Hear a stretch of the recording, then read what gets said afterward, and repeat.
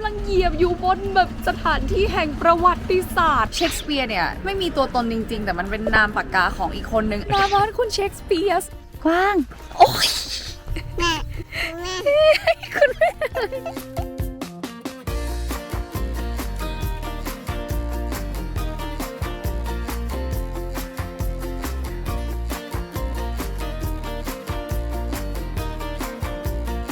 วันนี้เรามีคนขับรถนะคะ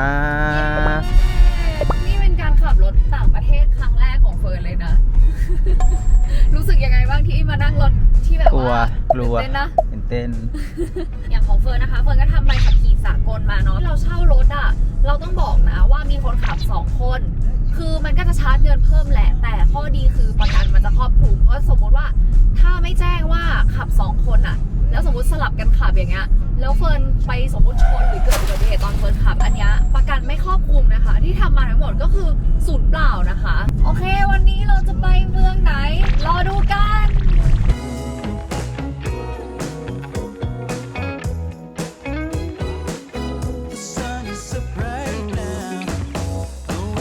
ถึงแล้วนะคะเมือง Stratford upon Avon นะคะเป็นเมืองที่มีความสำคัญก็คือเป็นบ้านเกิดของวิลเลียมเชกสเปียร์นะคะเป็นนักเขียนคนสำคัญของโลกที่เขียนเรื่องดังๆไว้เยอะแยะมากมายเดี๋ยวเราจะมาเล่าให้ฟังทีหลังค่ะแต่รู้ไหมคะว่าสิ่งแรกที่พี่บอมมาทำคืออะไร มาดูนาฬิกาในเมืองบ้านเกิดเชกสเปียร์เฮ้ย นักเขียนชื่อดังก็ต้องดูนาฬิกาเหมือนกัน นักเขียนชื่อดังบ้า ต้ อะ อง ไร ดูเวลา ดูเวลาอะไรเขาอยากเขียนเขาก็เขียนนักเขียนติ๊ดเนี่ย หลังเที่ยงเขาก็ต้องกินข้าว อะไรของพี่พอมวะ อย่าเข้าอย่าเข้า เขาเล่าหน่อยจ้ะ อย่าเข้าไม่เอา One hour later 1 ชั่วโมงแบบที่ไม่ได้ทำอะไรเลย เพราะอะไร ไหนบอกจะดูเฉยๆไง มันมีของหายากพอดีอ่ะมีของหายากพอดี แล้วยังไง ฮะ แล้วยังไง ก็รูดไปนิดนึงทีเดียวเองรูดทีเดียว ทริปเนี้ยเฟิร์นอาจจะแบบข้อมูลไม่แน่นมากคืออยากทดลองมาเที่ยวแบบชิลๆอย่างคนอื่นเขาบ้างนะคะที่แบบไม่ต้องหาข้อมูลอะไรเยอะแต่เอาจริงๆเฟิร์นกลับชอบเวลาที่ตัวเองรู้ข้อมูลมากกว่าคือเฟิร์นรู้สึกว่าแบบเหมือนพอเฟิร์นไม่รู้ว่าที่นี่มันคืออะไรอ่ะมันก็แค่แบบสวยดีแล้วมันจบนึกออกป่ะพี่แต่ว่าพอเฟิร์นรู้ว่าเฟิร์นจะมีความอินมากขึ้นนะว่าแบบเฮ้ยพี่ที่เนี่ยมันเป็นอย่างนี้โอ้โหประวัติศาสตร์เขายาวนานมากรู้ไหมว่ามันสร้างมากี่ร้อยกี่พันปีโอ้โหฉันกำลังเหยียบอยู่บนแบบสถานที่แห่งประวัติศาสตร์สุดท้ายคิดว่าตัวเองอาจจะเป็นคนที่ต้องหาข้อมูลมาก่อนประมาณหนึ่งเหมือนกันนะก่อนจะเที่ยวอ่ะ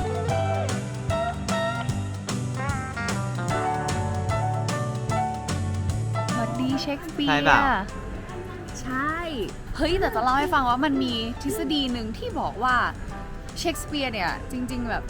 ไม่มีตัวตนจริงๆแต่มันเป็นนามปากกาของอีกคนนึงใครเมืองสแตทฟอร์ดไปเนี่ยก็ไม่ได้มีเรื่องราวอะไรของเชคสเปียร์เลยเพราะฉะนั้นเขามีการสันนิษฐานว่าจริงๆแล้วว่าเชคสเปียร์เป็นนามปากกาของคนคนหนึ่งแต่จำชื่อไม่ได้เดี๋ยวไปหามาให้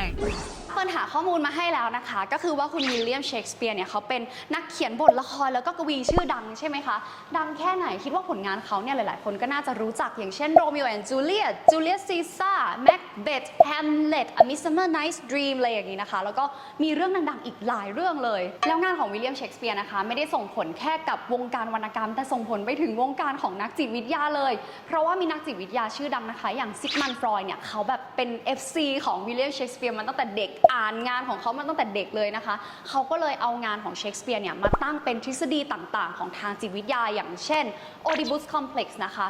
แต่ Oedipus Complex เนี่ยบอกตรงๆว่ามันเป็นทฤษฎีที่เฟิร์นอาจจะไม่ค่อยเห็นด้วยเท่าไหร่นะคะถ้าจะให้เล่าเนี่ยมันจะยาวเกินไปเพราะฉะนั้นถ้าใครสนใจหาอ่านได้เซิร์ชคำว่า Oedipus Complex นะคะหรือว่าถ้าใครอยากให้เฟิร์นเล่าก็คอมเมนต์บอกไว้ค่ะเดี๋ยวจะหาข้อมูลแล้วก็มาเล่าให้ทุกคนฟังอย่างละเอียดเลยแล้วงานของวิลเลียมเชคสเปียร์เองเนี่ยเฟิร์นอ่านตั้งแต่อยู่ปี1นะคะทริปนี้เฟิร์นเองก็มาที่บ้านของวิลเลียมเชคสเปียร์ไปที่โบสถ์ที่เขาว่ากันว่าฝังวิลเลียมเชคสเปียร์ไว้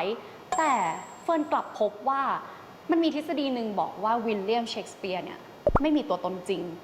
เหตุผลเพราะว่าวิลเลียมเชกสเปียร์นะคะเขาใช้ภาษาที่แบบสวยงามมากๆรู้คลังคำศัพท์เยอะมากกว่าคนที่จบจากมหาวิทยาลัยเคมบริดจ์ถึง2เท่าทั้งที่ตัวเขาเนี่ยไม่ได้อยู่ในระบบการศึกษาที่มันสูงขนาดนั้นด้วยซ้ำแถมยังสามารถเขียนเกี่ยวกับเรื่องราวชีวิตในต่างแดนทั้งที่เขาไม่เคยไปต่างประเทศนะคะสามารถเขียนเรื่องราวเกี่ยวกับชีวิตในวังทั้งที่ไม่เคยเข้าวังไม่เคยข้องเกี่ยวกับราชสำนักมาก่อนแล้วยังสามารถเขียนเกี่ยวกับกฎหมายวิทยาศาสตร์วรรณคดียุโรปวรรณคดีคลาสสิกทั้งที่เขาไม่ได้รับการศึกษาสูงขนาดนั้นแล้วอย่าลืมนะคะว่าในยุคนั้นน่ะมันยังไม่มีอินเทอร์เน็ตนะมันก็เลยมีคนคิดว่าหรือว่ามีคนใช้คำว่าวิลเลียมเชกสเปียร์เนี่ยเป็นนามปากกาหรือเปล่าและคนที่หลายๆคนสงสัยว่าคนนี้แน่เลยนะคะก็คือเซอร์แฟรนซิสเบคอนนะคะเขาเป็นนักปราชญ์ผู้ทรงคุณวุฒิแล้วก็เป็นขุนนางชั้นสูงในยุคนั้นเพราะฉะนั้นเนี่ยก็อาจจะเป็นคนนี้ก็ได้ที่จริงๆแล้วใช้นามปากกาว่าวิลเลียมเชกสเปียร์แต่สุดท้ายแล้วเรื่องจริงมันก็ยังไม่มีใครรู้นะคะทุกทฤษฎีก็ยังเป็นแค่ theory หนึ่งอยู่เราก็ไม่รู้เนาะว่าสุดท้ายแล้ววิลเลียมเชกสเปียร์เนี่ยมีจริงหรือเปล่าเอาเป็นว่าใครฟังถึงตรงนี้แล้วคิดว่าวิลเลียมเชกสเปียร์มีจริงไหมหรือว่าใครมีข้อมูลอะไรก็มาแลกเปลี่ยนกันนะคะโอเคค่ะเดี๋ยวเรากลับไปที่บ้านของคุณวิลเลียมเชกสเปียร์กันนะคะเผื่อทำให้หลายๆคนตัดสินใจได้ง่ายขึ้นว่าสรุปแล้วเนี่ยวิลเลียมเชกสเปียร์มีตัวตนจริงหรือเปล่าโอ้แล้วตอนนี้เรากำลังมาเหยียบในพื้นที่ที่คุณเชคสเปียร์เขาเกิดนะคะแต่ว่าเขาอยู่ที่นี่ประมาณแบบช่วงหนึ่งอะแล้วเขาก็ย้ายไปอยู่ลอนดอนนะคะแล้วก็คุณเชคสเปียร์เนี่ยเขาแต่งงานตั้งแต่อายุประมาณแบบ18อะเธอชื่อว่าแอนฮัตเวย์นะคะซึ่งแบบความแบบเขาเรียกอะไรโลกกลมนะก็คือวิลเลียมเชคสเปียร์เนี่ยแต่งงานกับแอนฮัตเวย์ใช่ไหมซึ่งแอนฮัตเวย์เนี่ยไม่ใช่แอนที่เป็นดาราในยุคนี้นะแต่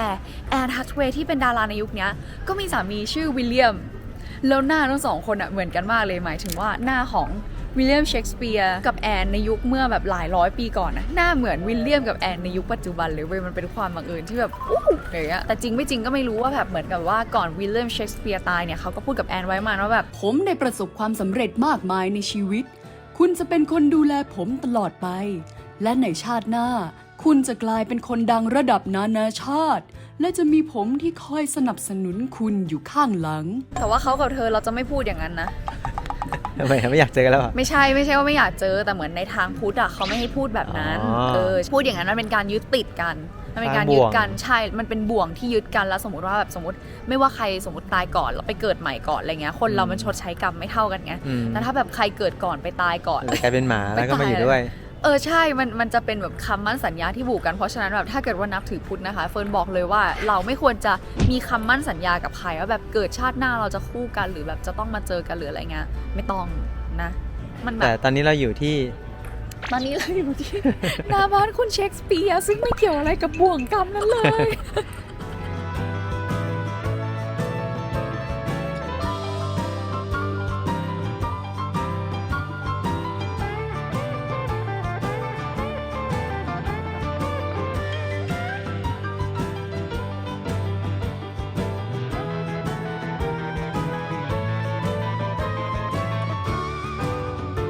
เข้ามาห้องแรกเราก็เจอกับเตียงเลยนะคะหลายๆคนอาจจะสงสัยว่าเฮ้ย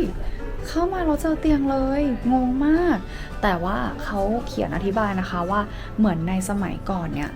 เตียงมันเป็นแบบสิ่งที่แพงที่สุดในบ้านเพราะฉะนั้นมันเป็นสิ่งที่แสดงถึงความร่ำรวยของบ้านนั้นด้วยนะคะเขาก็เลยตั้งไว้อารมณ์แบบว่าให้รู้ว่าแบบเฮ้ยครอบครัวกูรวยนะเว้ยโดยการแบบมีเตียงที่เป็น the best bed อะคือเตียงที่ดีที่สุดอะมันจะให้กับแบบ special guest นอนเท่านั้นด้วยเขาก็จะแบบต้องตกแต่งให้มันแบบ colorful ด้วยอะไรประมาณนั้นเดินต่อมานะคะเราจะเจอกับโต๊ะที่เหมือนโต๊ะกินข้าวแต่จริงๆแล้วเนี่ยตรงเนี้ยเขาบอกว่าโอเคมันก็ใช้กินข้าวได้แต่ว่าส่วนใหญ่แล้วจะใช้เป็นเหมือนแบบไฟนอลในการแบบเตรียมอาหารมากกว่านะคะเพราะว่าโต๊ะกินข้าวจริงๆเนี่ยมันจะอยู่อีกที่นึงซึ่งตอนนี้ไม่ได้มีอยู่ที่นี่แล้วคือมันถูกแบบก่อนไปแล้วอะไรอย่างนี้นะคะตรงหัวโต๊ะอันนั้นไว้สำหรับคนที่แบบใหญ่ที่สุดในบ้านเท่านั้นส่วนใหญ่ก็จะเป็นแบบพ่ออะไรเงี้ยแล้วก็ข้างๆก็จะเป็นแบบภรรยาเป็นลูกเป็นอะไรแล้วเขาก็บอกว่าตำแหน่งที่นั่งเนี่ยมันแสดงถึงสเตตัสในบ้านด้วยเช่นกัน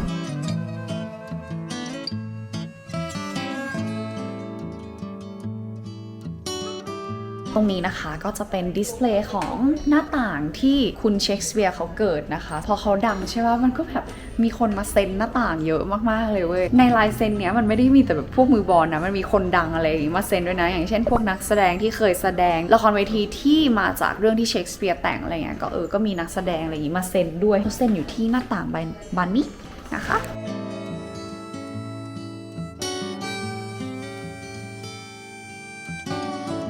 บ้านเนี้ยจริงๆมันทำด้วยไม้ใช่ป่ะจริงๆอ่ะมันไหม้ง่ายมากเลยบ้านอยู่ติดกันเยอะๆซอยก็แคบอะไรอย่างเงี้ยที่เนี้ยก็ไหม้ไปหลายทีแต่โชคดีที่บ้านหลังเนี้ยไม่ไหม้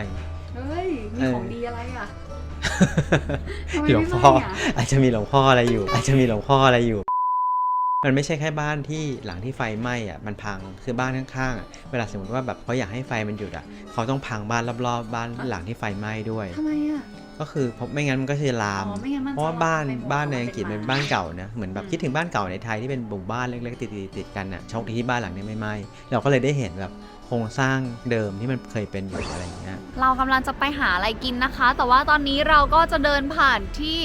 Shakespeare Theatre นะคะ ก็เป็นอีกหนึ่งสถานที่ดังของเมืองนี้นะ ที่แบบถ้าเกิดว่าใครเป็นแฟนคลับเชคสเปียร์เนี่ยต้องมาต้องหาอะไรกินก่อนนะ เพราะว่ามันหิวแล้วนะ มันหิวละ บ้านไหน มันเนี่ยไอ้นี่เนี่ยมันหิวแล้วเนี่ย มากินร้านชื่อ The Dirty Duck นะคะ ก็เป็นร้านที่นักแสดงละครเวทีเขาชอบมากินกัน เราก็เลยขอมาบ้างนะคะ ซึ่งคุณผู้ชายก็สมใจอยากแล้ว เพราะว่าเขาอยากกินพายมานานมาก อุ้ย อะไร ติดแผ ฝัน น อะไรของเธอเนี่ย โอ้ยเธอมันไม่สวยงามอย่างภาพที่คิดเลยโอ้ แล้วอันนี้ของคุณใบเฟิร์นนะครับ สั่งอะไรครับคุณใบเฟิร์น คุณใบเฟิร์นสั่งปลาซีบาส ซีบัสแกลลอปริซอตโต้ อ๋อร้อนอุ้ยโหขนาดกินไปนิดเดียวคือซอสมันอร่อยมากเลยอ่ะอืม เป็นไงบ้าง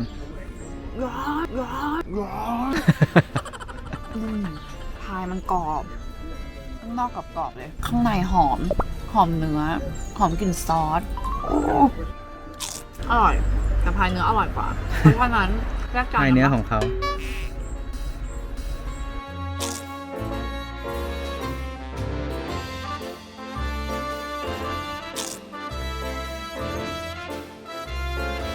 ตอนนี้อยู่ริมแม่น้ำเอวอนชิลมากเลยอ่ะ ตรงฝั่งนู้นก็จะเป็นแบบสวนสาธารณะนั่งเรือล่องเรือนะริมแม่น้ำด้วย บางคนก็เช่าเรือแล้วก็พายเองแล้วก็มีเป็นแบบมอเตอร์ก็คือมีหลายแบบให้เลือกนะคะ มีชิงช้าสวรรค์ด้วยแบบชิลมากอะเด็กนักเรียนบายบายให้เราบายบาย น่ารักไปหมดจริงๆด้วย หมายถึงเขาเหรอ เมือง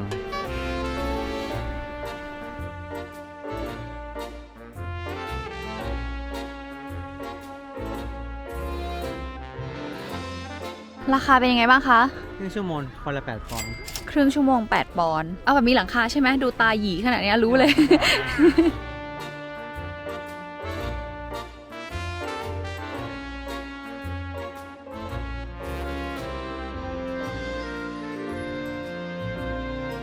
บ่ายวันนี้เป็นหนึ่งในบ่ายวันที่แบบมีความสุขที่สุดเลย เราได้นั่งอยู่ในสวนสาธารณะซื้อกาแฟมากินแล้วก็รอบๆก็คือมีคนนอนเล่นเดินเล่นนะคะ ที่สำคัญคือมีเป็ดด้วย มนุษย์ที่จะเข้าไปใกล้เนี่ยอย่านะคะ สัตว์มันดุมากนะคะเมื่อกี้พี่บอมจะถ่ายรูปไว้เฟิร์นแล้วคือแบบดันยืนสูงกว่าใช่ไหมพอยืนสูงกว่าเขาไม่โอเคเขาโกรธเขาก็แบบทำคอแบบอย่างเงี้ยถ้าเขาทำคออย่างเงี้ยแบบยื่นคอเมื่อไหร่แปลว่าเขากำลังขู่แล้วนะคะ เพราะฉะนั้นนั่งลงหรือแบบถอยห่างออกไปหน่อยนะคะอย่าแบบคือเหมือนพอยืนค้ำหัวเขาแล้วเราตัวสูงมากๆเขาจะรู้สึกถูกคุกคามอะเขาก็จะแบบเริ่มสู่โหมดป้องกันตัวเองแล้วไม่ต้องพยายามเข้าไปจับไม่ต้องนะคะ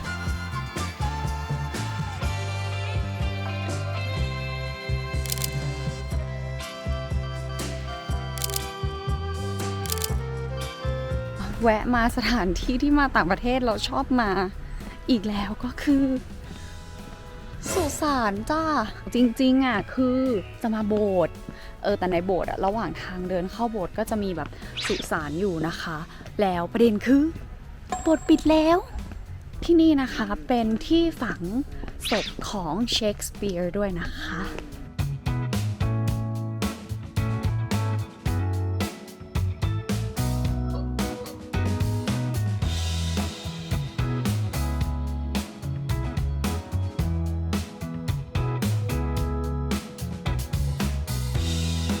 ลี่ยนชุดแล้ว คือวันหนึ่งเราจะเปลี่ยนกี่ชุดก็ได้เมื่อเราเช่ารถนะคะที่เราเปลี่ยนชุดเนี่ยเพราะว่าแบบเราจะมาเดินเล่นอีกเมืองนึงนะคะเป็นเมืองเล็กๆแล้วก็น่าจะมีเส้นทางเดินเล่นเทรคเล็กๆอะไรเงี้ยเราเลยแบบอยากเปลี่ยนเป็นชุดชิลๆแล้วก็มาเดินนะคะชื่อว่า Lower Slaughter ชื่อว่า Lower Slaughter นะคะก็จริงๆเป็นเมืองที่เล็กแบบเล็กมากๆคิดว่าเดินไม่กี่นาทีก็น่าจะหมดนะคะแต่จุดเด่นของเมืองนี้คือมันเป็นเมืองที่เล็กแล้วก็ชิลนั่นแหละซึ่งมันมีโรงแรมหนึ่งค่ะที่แบบแพงมากแล้วก็จองยากมากๆนะคะชื่อว่า The Slaughters Manor House นะคะ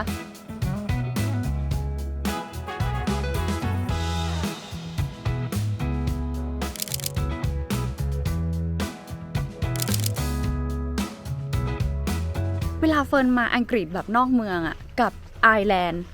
IRE นะไอร์แลนด์เนี่ยทำไมที่โบสถ์มักจะมีสุสานอยู่เยอะมากๆเลยนะเนี่ยเห็นนะสุสานเต็มไปหมดเลยอยู่ในบริเวณเดียวกับโบสถ์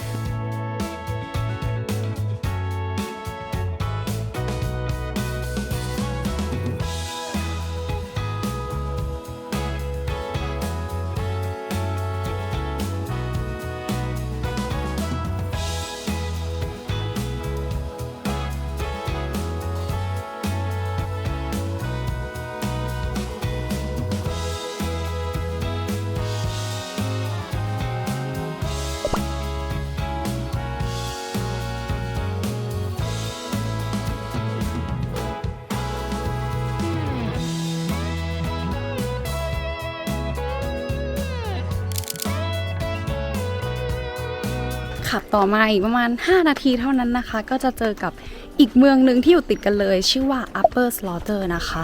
คือแบบโหที่เนี่ยคือมันดีมากอะคือถ้าอยู่คอสโวลก็คือสามารถขับรถฮอปไปได้เรื่อยๆซึ่งจริงๆแล้วอะถ้าเอาแบบเบียดๆนะ2 วัน 1 คืนก็จบแต่ว่าเฟิร์นอยากจะแบบไปกันแบบชิลๆนะคะเพราะฉะนั้นก็นั่นแหละ 3-4 วันไปเลยจ้ะ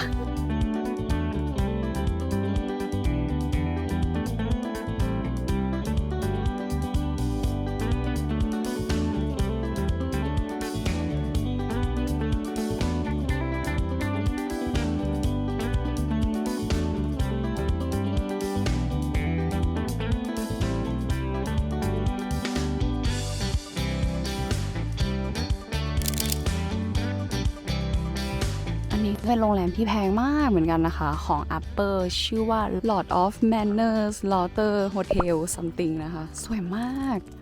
คือแบบมีสวนแล้วก็นั่งจิบ afternoon tea ใดๆตรงนี้นะคะโอ้ยแล้วก็ตรงนู้นคือแบบเป็นทุ่งหญ้ากว้างๆสวยมากน่าจะเป็นทุ่งเดซี่ด้วยเดี๋ยวเดินไปดูกันดีกว่าทุ่งดอกเดซี่จริงๆด้วยมันสวยมากเลยอะแล้วคือแบบมีฉากหลังเป็นโรงแรมอันนี้เป็นทางน่าจะแบบทางเดินเทรลนะอันนี้เหมือนจะเดินเทรลได้แปลกใจเหมือนกันเพราะเป็นพื้นที่โรงแรมแต่ว่าน่าจะเข้าได้เพราะว่าไม่ได้มีแบบคนเฝ้าหรืออะไรเลยนะคะก็เลยแบบคิดว่าน่าจะสามารถเดินได้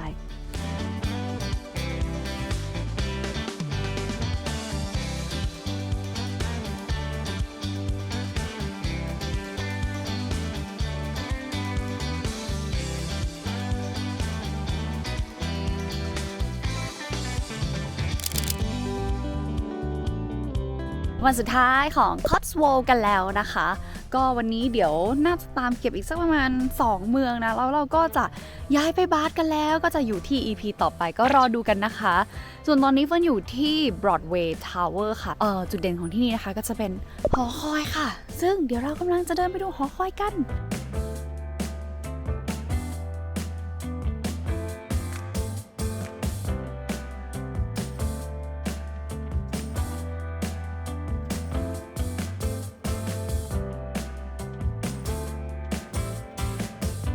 ถึง Tower Bridge แล้วนะคะคือจะบอกว่าจริงๆมันก็ฮะอ๋อว่ะ Tower Bridge มันอยู่ลอนดอนนี่ว่ะถึง Broadway Tower แล้วนะคะนี่คือจริงๆมันก็ไม่ได้มีอะไรมากหรอกค่ะมันก็เป็นแบบหอคอยนะรอบๆเนี้ยมันก็เป็นเส้นที่แบบเดินเล่นได้ประมาณ20นาทีนะคะระยะประมาณกิโลนิดๆเท่านั้นนะเขาบอกว่ามีกวางด้วยนะกวางโอ๊ย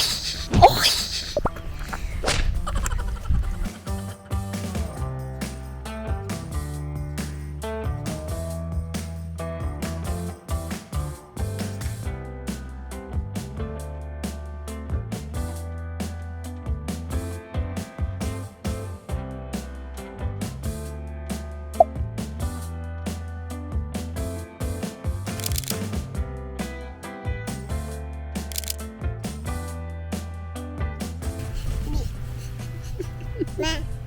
แม่แม่ คุณแม่ บีบี มาเที่ยวต่อกันค่ะทุกคนตอนนี้นะคะอยู่ที่เมืองซิเรนเซสเตอร์นะคะก็ยังอยู่ในคอสโวอยู่เนาะเมืองนี้ถือว่าเป็นเมืองที่แบบใหญ่กว่าหลายๆเมืองมากๆเลยค่ะแล้วก็มีโบสถ์ที่ดูแบบใหญ่ด้วยนะก็เดี๋ยวเฟิร์นจะพาไปดูกันว่าเมืองนี้มีอะไรบ้าง แต่ว่าขอไปกินข้าวก่อน หิว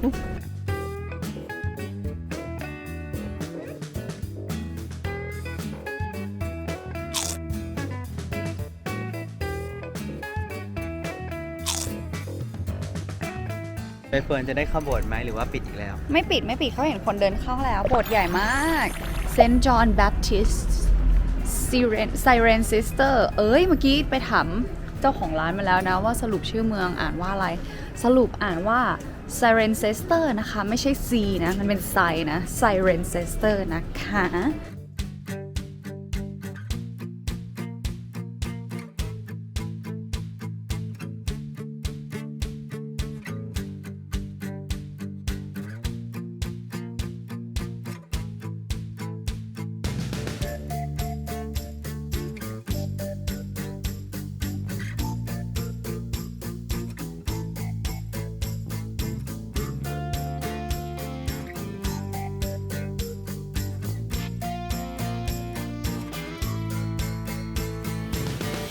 ข้างๆโบสถ์เนี่ยก็จะมีเป็น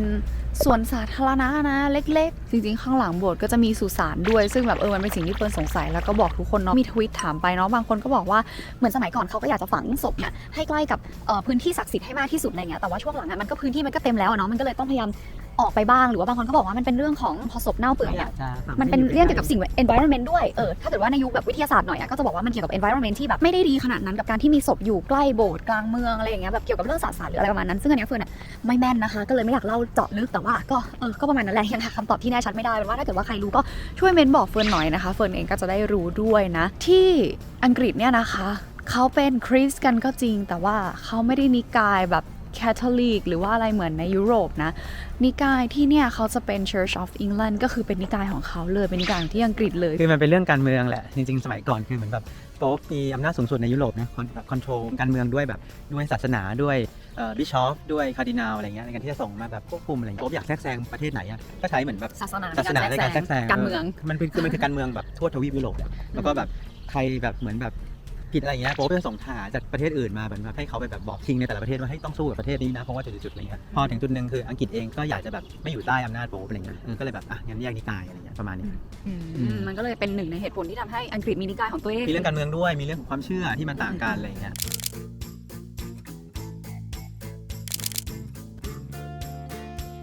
มาถึงเมืองสุดท้ายของคอสโวลด์กันแล้วนะคะชื่อเมืองว่า Castleคุ้ม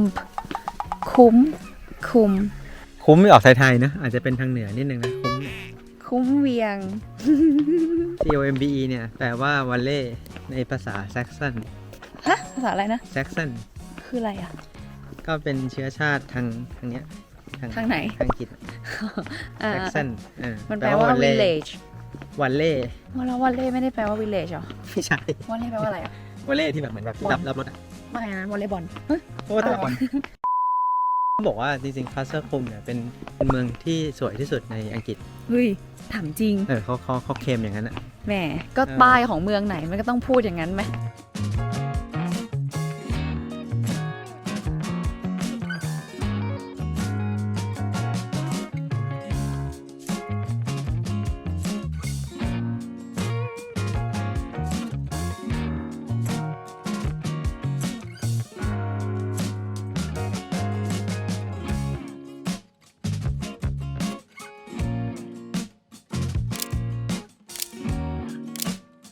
ที่เมืองนี้นะมันจะมีอีกหนึ่งจุดที่แบบคนชอบมาถ่ายรูปกันแล้วคือเฟิร์นเดินหานานมากเว้ยว่ามันแบบมันคือตรงไหนนะคะคือหน้าตามันจะเป็นแบบสะพานข้ามแม่น้ำเล็กๆแล้วก็ฉากหลังเป็นเมืองไอ้เราก็แบบอยู่ไหนว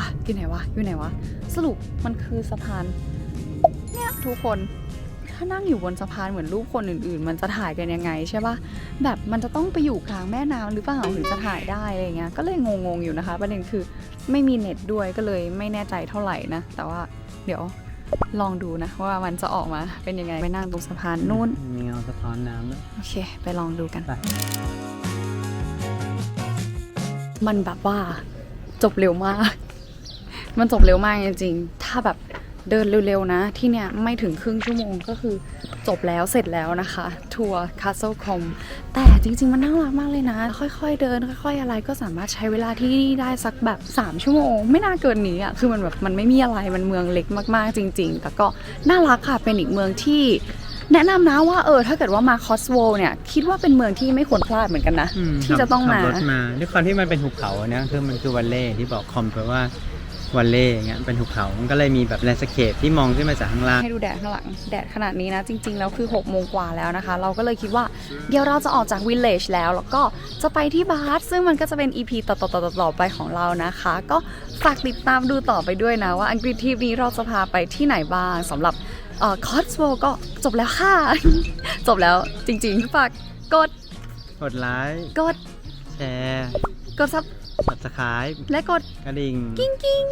ให้ช่องใคร ไลฟ์วอยาชนะครับ นึกว่าจะสร้างมอมโมยาดมาแข่งกันซะละ โอเค บ๊ายบายค่ะทุกคน